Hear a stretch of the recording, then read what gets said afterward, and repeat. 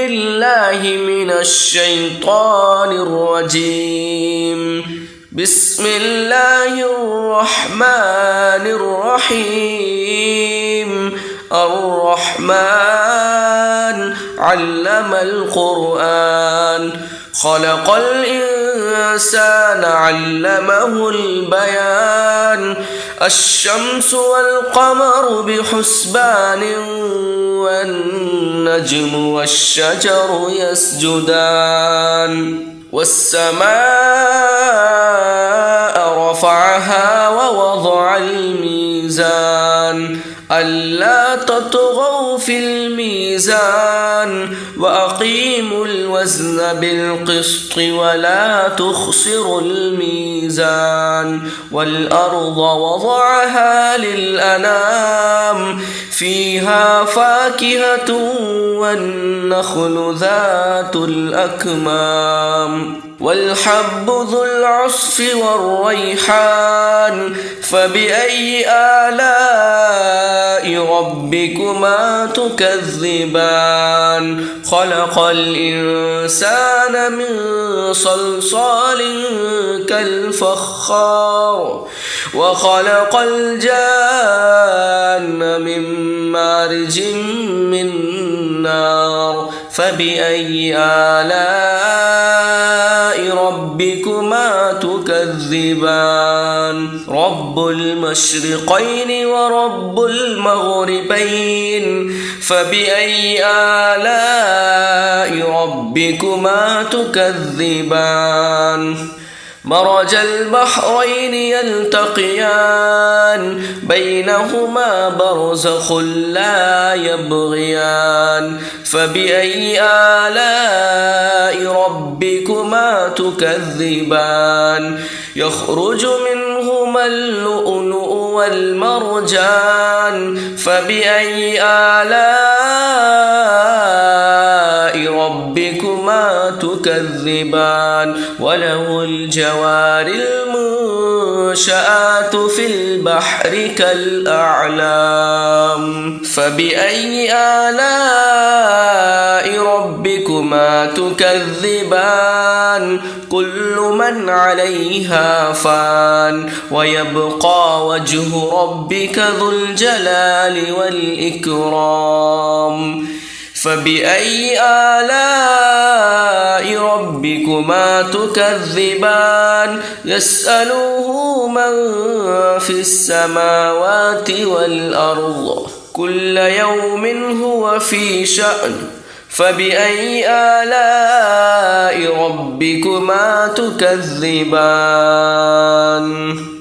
سنفرغ لكم أيها الثقلان. فبأي آلاء ربكما تكذبان. يا معشر الجن والإنس إن استطعتم أن تنفذوا من أقطار السماوات والأرض فانفذوا لا تنفذون إلا بسلطان. فبأي آلاء ربكما تكذبان. يرسل عليكما شواظ من نار ونحاس فلا تنتصران. فبأي آلاء ربكما تكذبان. فإذا انشقت السماء فكانت وردة كالدهان. فبأي آلاء ربكما تكذبان. فيومئذ لا يسأل عن ذنبه إنس ولا جان. فبأي آلاء ربكما تكذبان. يعرف المجرمون بسيماهم فيؤخذ بالنواصي والأقدام. فبأي آلاء ربكما تكذبان هذه جهنم التي يكذب بها المجرمون يطوفون بينها وبين حميم آن فبأي آلاء ربكما تكذبان ولمن خاف مقام ربه جنتان فبأي آلاء ربكما تكذبان ذواتا أفنان فبأي آلاء ربكما تكذبان فيهما عينان تجريان فبأي آلاء ربكما تكذبان فيهما من كل فاكهة زوجان فبأي آلاء ربكما تكذبان متكئين على فرش بطائنها من استبرق وجنى الجنتين دان فبأي آلاء ربكما تكذبان فيهن قاصرات الطرف لم يطمثهن إنس قبلهم ولا جان فبأي آلاء ربكما تكذبان كأنهن الياقوت والمرجان فبأي آلاء ربكما تكذبان هل جزاء الإحسان إلا الإحسان فبأي آلاء ربكما تكذبان ومن دونهما جنتان فبأي آلاء ربكما تكذبان مدهامتان فبأي آلاء ربكما تكذبان فيهما عينان نضاختان فبأي آلاء ربكما تكذبان فيهما فاكهة ونخل ورمان فبأي آلاء ربكما تكذبان فيهن خيرات حسان فبأي آلاء ربكما تكذبان حور مقصورات في الخيام فبأي آلاء ربكما تكذبان لم يطمثهن إنس قبلهم ولا جان فبأي آلاء ربكما تكذبان متكئين على رفرف خضر وعبقري حسان فبأي آلاء ربكما تكذبان تبارك اسم ربك ذي الجلال والإكرام أعوذ بالله من الشيطان الرجيم بسم الله الرحمن الرحيم ياسين والقرآن الحكيم إنك لمن المرسلين على صراط مستقيم تنزيل العزيز الرحيم لتنذر قوما ما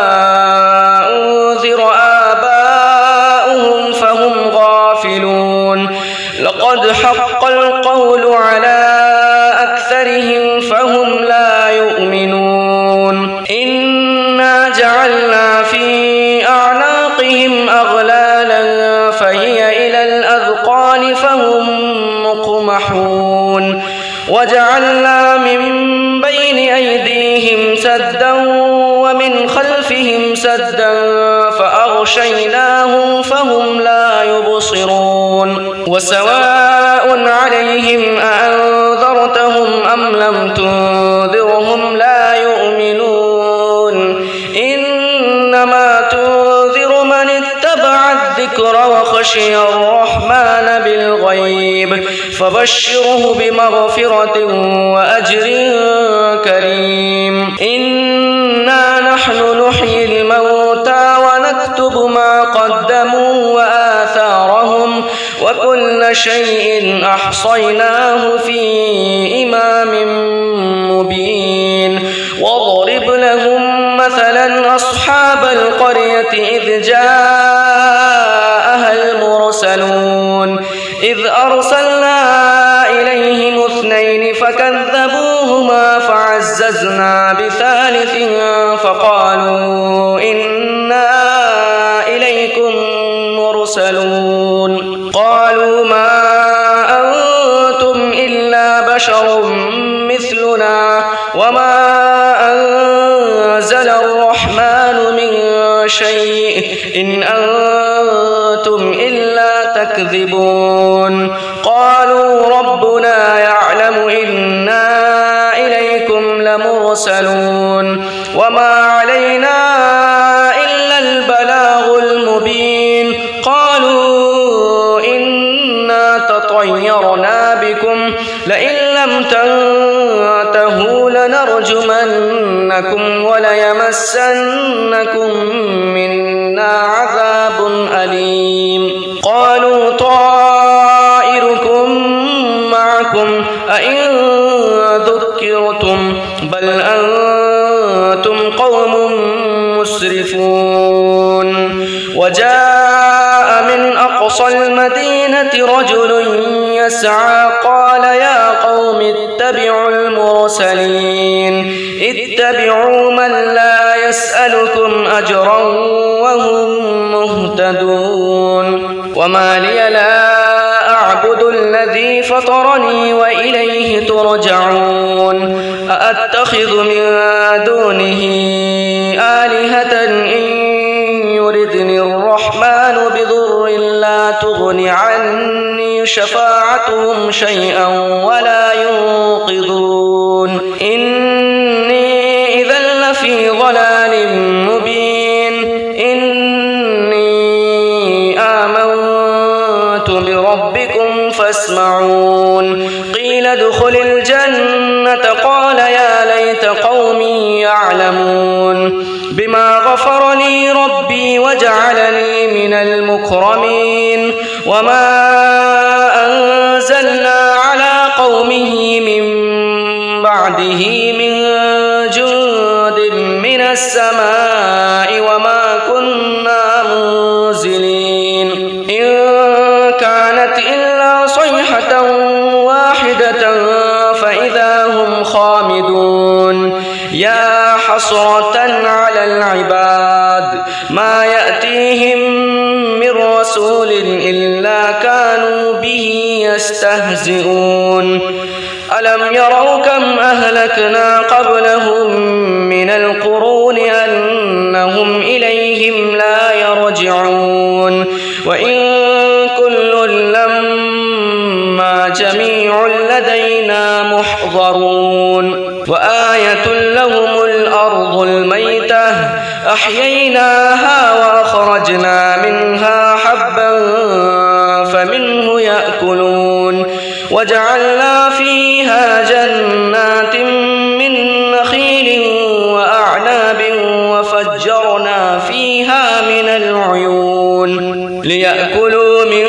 ثمره وما عملته أيديهم أفلا يشكرون سبحان الذي خلق الأزواج كلها مما تنبت الأرض ومن أنفسهم ومما لا يعلمون وآية لهم الليل نسلخ منه النهار فإذا هم مظلمون والشمس تجري لمستقر لها ذلك تقدير العزيز العليم والقمر قدرناه منازل حتى عاد كالعرجون القديم لا الشمس ينبغي لها أن تدرك القمر ولا الليل سابق النهار وكل في فلك يسبحون وآية لهم أنا حملنا ذريتهم في الفلك المشحون وخلقنا لهم من مثله ما يركبون وإن نشأ نغرقهم فلا صريخ لهم ولا هم ينقذون إلا رحمة منا ومتاعا إلى حين وإذا قيل لهم اتقوا ما بين أيديكم وما خلفكم لعلكم ترحمون وما تأتيهم من آية من آيات ربهم إلا كانوا عنها معرضين وإذا قيل لهم أنفقوا مما رزقكم الله قال الذين كفروا للذين آمنوا أنطعم من لو يشاء الله أطعمه إن أنتم إلا في ضلال مبين ويقولون متى هذا الوعد إن كنتم صادقين ما ينظرون إلا صيحة واحدة تأخذهم وهم يخصمون فلا يستطيعون توصية ولا إلى أهلهم يرجعون ونفخ في الصور فإذا هم من الأجداث إلى ربهم ينسلون قالوا يا ويلنا من بعثنا من مرقدنا هذا ما وعد الرحمن وصدق المرسلون إن كانت إلا صيحة واحدة فإذا هم جميع لدينا محضرون فاليوم لا تظلم نفس شيئا ولا تجزون إلا ما كنتم تعملون إن أصحاب الجنة اليوم في شغل فاكهون هم وأزواجهم في ظلال على الأرائك متكئون لهم فيها فاكهة ولهم ما يدعون سلام قولا من رب رحيم وامتازوا اليوم أيها المجرمون ألم أعهد إليكم يا بني آدم ألا تعبدوا الشيطان إنه لكم عدو مبين وأن اعبدوني هذا صراط مستقيم ولقد أضل منكم جبلا كثيرا أفلم تكونوا تعقلون هذه جهنم التي كنتم توعدون اصلوها اليوم بما كنتم تكفرون اليوم نختم على أفواههم وتكلمنا أيديهم وتشهد أرجلهم بما كانوا يكسبون ولو نشاء لطمسنا على أعينهم فاستبقوا الصراط فأنى يبصرون ولو نشاء لمسخناهم على مكانتهم فما استطاعوا مضيا ولا يرجعون ومن نعمره ننكسه في الخلق أفلا يعقلون وما علمناه الشعر وما ينبغي له إن هو إلا ذكر وقرآن مبين لينذر من كان حيا ويحق القول على الكافرين أولم يروا أنا خلقنا لهم مما عملت أيدينا أنعاما فهم لها مالكون وذللناها لهم فمنها ركوبهم ومنها يأكلون ولهم فيها منافع ومشارب أفلا يشكرون واتخذوا من دون الله آلهة لعلهم ينصرون لا يستطيعون نصرهم وهم لهم جند محضرون فلا يحزنك قولهم إنا نعلم ما يسرون وما يعلنون أولم ير الإنسان أنا خلقناه من نطفة فإذا هو خصيم مبين وضرب لنا مثلا ونسي خلقه قال من يحيي العظام وهي رميم قل يحييها الذي أنشأها أول مرة وهو بكل خلق عليم الذي جعل لكم من الشجر الأخضر نارا فإذا أنتم منه توقدون أوليس الذي خلق السماوات والأرض بقادر على أن يخلق مثلهم بلى وهو الخلاق العليم إنما أمره إذا أراد شيئا أن يقول له كن فيكون فسبحان الذي بيده ملكوت كل شيء وإليه ترجعون أعوذ بالله من الشيطان الرجيم بسم الله الرحمن الرحيم الرحمن علم القرآن خلق الإنسان علمه البيان الشمس والقمر بحسبان والنجم والشجر يسجدان والسماء رفعها ووضع الميزان ألا تطغوا في الميزان وأقيموا الوزن بالقسط ولا تخسروا الميزان والأرض وضعها للأنام فيها فاكهة والنخل ذات الأكمام والحب ذو العصف والريحان فبأي آلاء ربكما تكذبان خلق الإنسان من صلصال كالفخار وخلق الجان من مارج من نار فبأي آلاء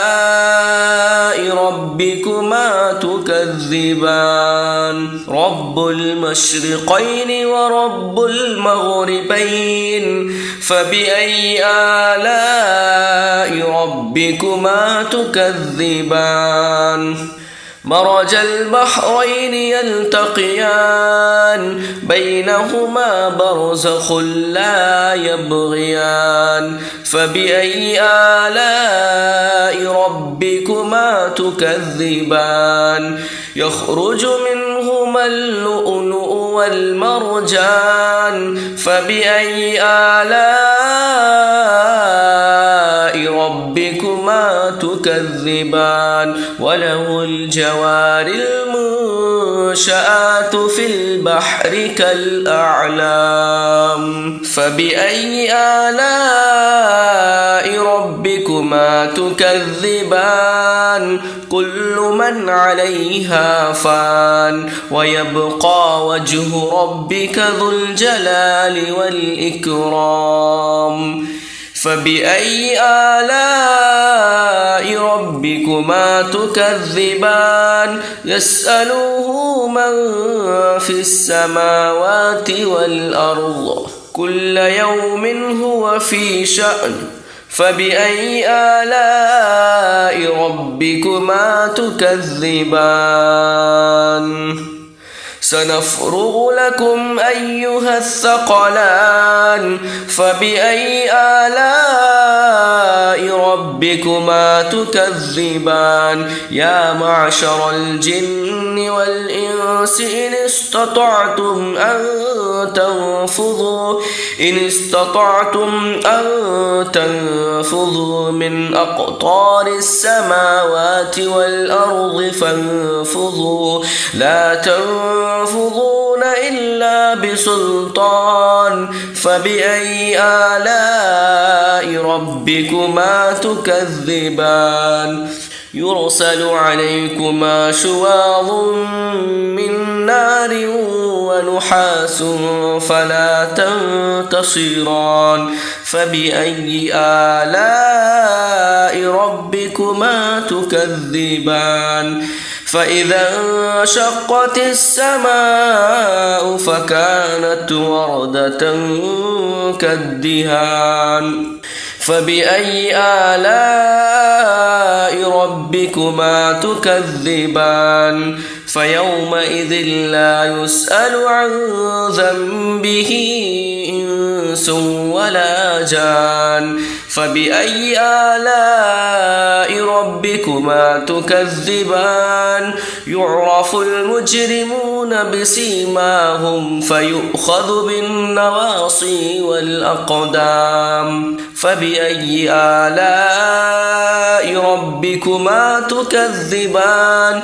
هذه جهنم التي يكذب بها المجرمون يطوفون بينها وبين حميم آن فبأي آلاء ربكما تكذبان ولمن خاف مقام ربه جنتان فبأي آلاء ربكما تكذبان ذواتا أفنان فبأي آلاء ربكما تكذبان فيهما عينان تجريان فبأي آلاء ربكما تكذبان فيهما من كل فاكهة زوجان فبأي آلاء ربكما تكذبان متكئين على فرش بطائنها من استبرق وجنى الجنتين دان فبأي آلاء ربكما تكذبان فيهن قاصرات الطرف لم يطمثهن إنس قبلهم ولا جان فبأي آلاء ربكما تكذبان كأنهن الياقوت والمرجان فبأي آلاء ربكما تكذبان هل جزاء الإحسان إلا الإحسان فبأي آلاء ربكما تكذبان ومن دونهما جنتان فبأي آلاء ربكما تكذبان مدهامتان فبأي آلاء ربكما تكذبان فيهما عينان نضاختان فبأي آلاء ربكما تكذبان فيهما فاكهة ونخل ورمان فبأي آلاء ربكما تكذبان فيهن خيرات حسان فبأي آلاء ربكما تكذبان حور مقصورات في الخيام فبأي آلاء ربكما تكذبان لم يطمثهن إنس قبلهم ولا جان فبأي آلاء ربكما تكذبان متكئين على رفرف خضر وعبقري حسان فبأي آلاء ربكما تكذبان تبارك اسم ربك ذي الجلال والإكرام أعوذ بالله من الشيطان الرجيم بسم الله الرحمن الرحيم ياسين والقرآن الحكيم إنك لمن المرسلين على صراط مستقيم تنزيل العزيز الرحيم لتنذر قوما ما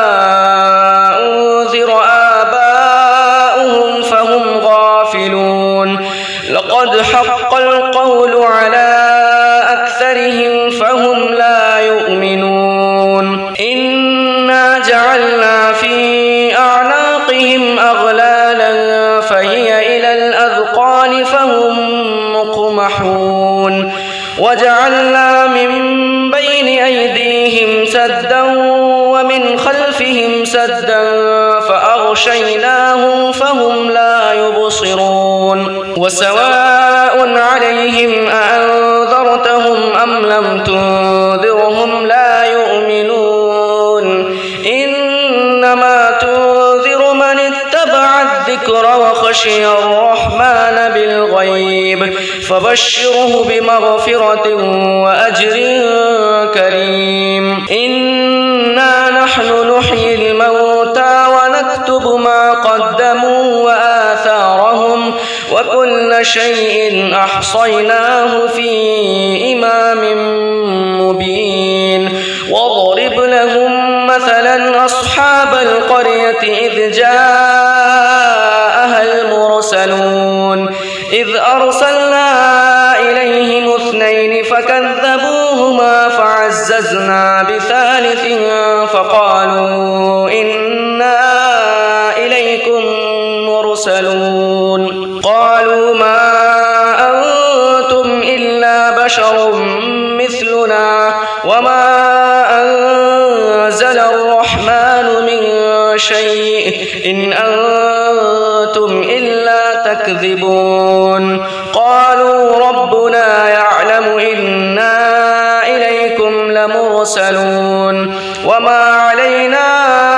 إلا البلاغ المبين قالوا إنا تطيرنا بكم لئن لم تنتهوا لنرجمنكم وليمسنكم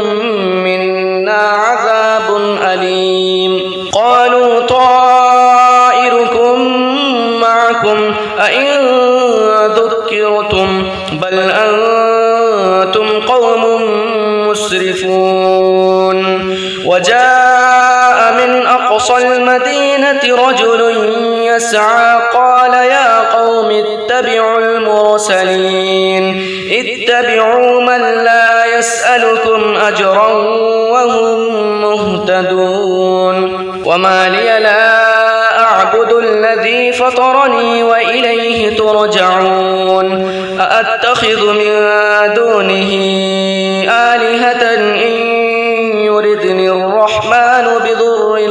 تغن عني شفاعتهم شيئا ولا ينقذون إني إذا لفي ضلال مبين إني آمنت بربكم فاسمعون قيل ادخل الجنة قال يا ليت قومي يعلمون بما غفر لي ربي وجعلني من المكرمين وما أنزلنا على قومه من بعده من جند من السماء وما كنا منزلين إن كانت إلا صيحة واحدة فإذا هم خامدون يا حسرة على العباد ما يأتيهم من رسول إلا كانوا به يستهزئون ألم يروا كم أهلكنا قبلهم من القرون أنهم إليهم لا يرجعون وإن كل لما جميع لدينا محضرون وآية لهم الأرض الميتة أحييناها وأخرجنا منها حبا فمنه يأكلون وجعلنا فيها جنات من نخيل وأعناب وفجرنا فيها من العيون ليأكلوا من ثمره وما عملته أيديهم أفلا يشكرون سبحان الذي خلق الأزواج كلها مما تنبت الأرض ومن أنفسهم ومما لا يعلمون وآية لهم الليل نسلخ منه النهار فإذا هم مظلمون والشمس تجري لمستقر لها ذلك تقدير العزيز العليم والقمر قدرناه منازل حتى عاد كالعرجون القديم لا الشمس ينبغي لها أن تدرك القمر ولا الليل سابق النهار وكل في فلك يسبحون وآية لهم أنا حملنا ذريتهم في الفلك المشحون وخلقنا لهم من مثله ما يركبون وإن نشأ نغرقهم فلا صريخ لهم ولا هم ينقذون إلا رحمة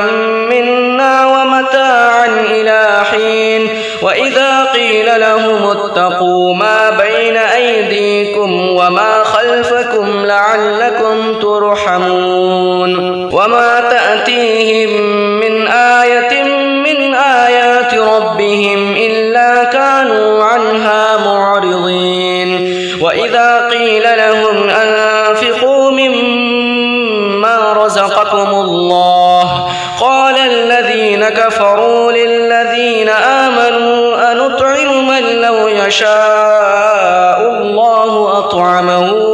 إن أنتم إلا في ضلال مبين ويقولون متى هذا الوعد إن كنتم صادقين ما ينظرون إلا صيحة واحدة تأخذهم وهم يخصمون فلا يستطيعون توصية ولا إلى أهلهم يرجعون ونفخ في الصور فإذا هم من الأجداث إلى ربهم ينسلون قالوا يا ويلنا من بعثنا من مرقدنا هذا ما وعد الرحمن وصدق المرسلون إن كانت إلا صيحة واحدة فإذا هم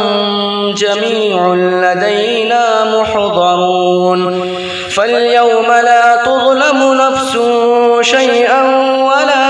تجزون إلا ما كنتم تعملون إن أصحاب الجنة اليوم في شغل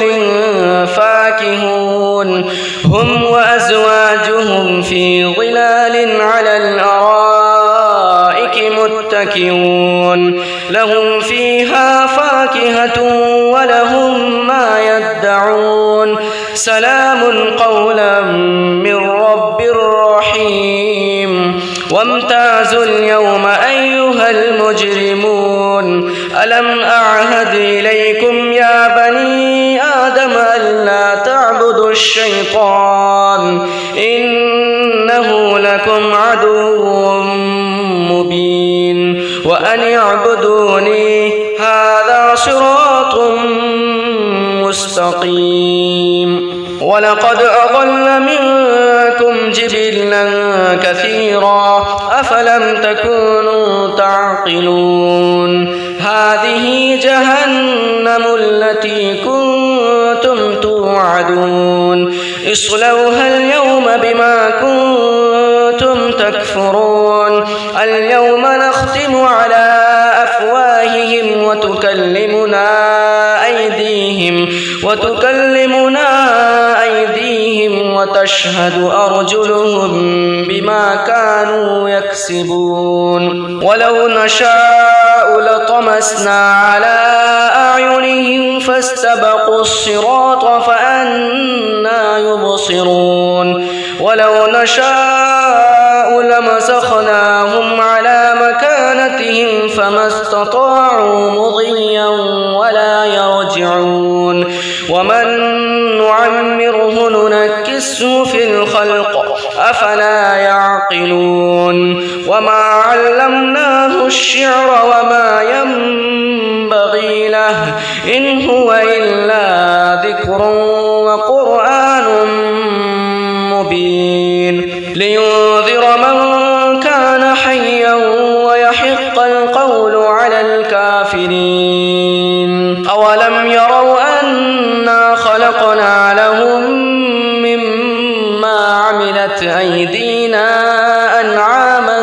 فهم لها مالكون وذللناها لهم فمنها ركوبهم ومنها يأكلون ولهم فيها منافع ومشارب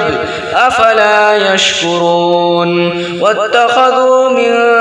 دون الله آلهة لعلهم ينصرون لا يستطيعون نصرهم وهم لهم جند محضرون فلا يحزنك قولهم إنا نعلم ما يسرون وما يعلنون أولم ير الإنسان أنا خلقناه من نطفة فإذا هو خصيم مبين وضرب لنا مثلا ونسي خلقه قال من يحيي العظام وهي رميم قل يحييها الذي أنشأها أول مرة وهو بكل خلق عليم الذي جعل لكم من الشجر الأخضر نارا فإذا أنتم منه توقدون أوليس الذي خلق السماوات والأرض بقادر على أن يخلق مثلهم بلى وهو الخلاق العليم إنما أمره إذا أراد شيئا أن يقول له كن فيكون فسبحان الذي بيده ملكوت كل شيء وإليه ترجعون.